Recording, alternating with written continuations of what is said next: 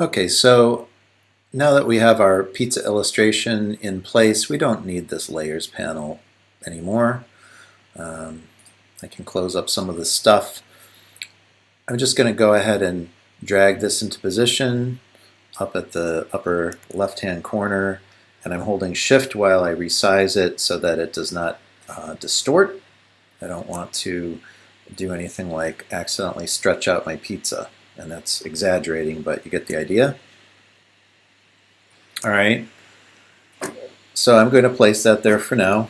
I may make some adjustments later, but that's the approximate area that I want my pizza. I'm going to put the name of the restaurant, Papa's Pizzeria. I'm going to create the text for the name of the restaurant, Papa's Pizzeria. So I'm going to go to the text tool, just click, type in Papa's.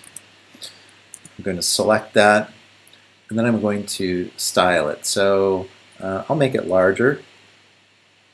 Let me bring out the character window.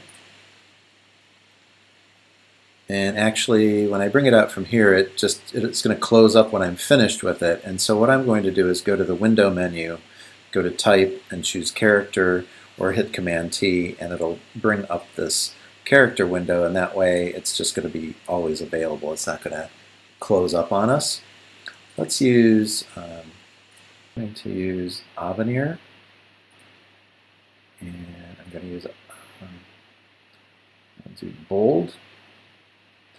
And then I want to adjust the turning on this. So what I'm going to do is,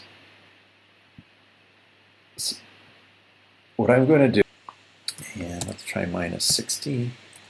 That looks pretty good. So I just typed that in, but you can also choose from this menu.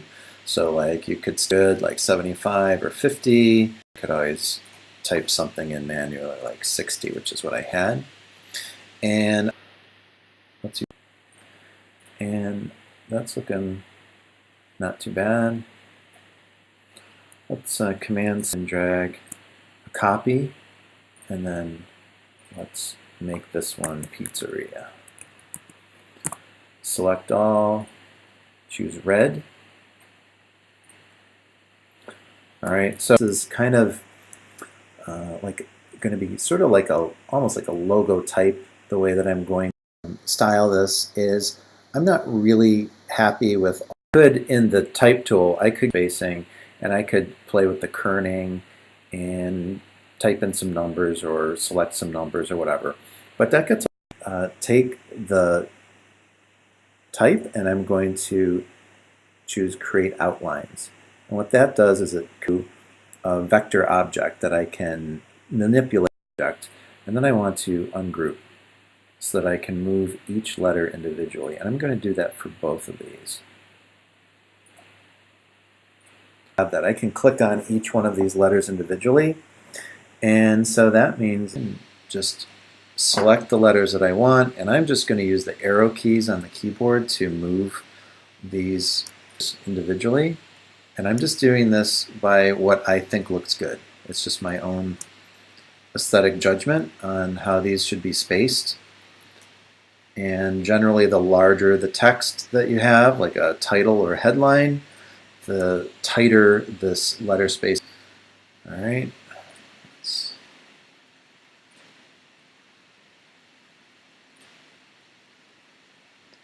All right, so I always pay attention to these sorts of details when I'm doing some sort of a title or headline. So that spacing looks okay to me. And now I'm going to select all these letters and group them again. And for some reason there's not a group selection here, so let me go to the or Command G, keyboard shortcut, do Command G for that. Arrange these in a nice aesthetically pleasing kind of way. So I'm overlapping them a little. And that looks pretty good to me. So now that I have those positioned the way that I would like, whoops, I'm going to group, Command G, and then I can move these and resize these. So again, I'm going to place this in a way that is about the way I'd like it, but I always will make adjustments as I go. So as I add the text and other things to this page, adjusted.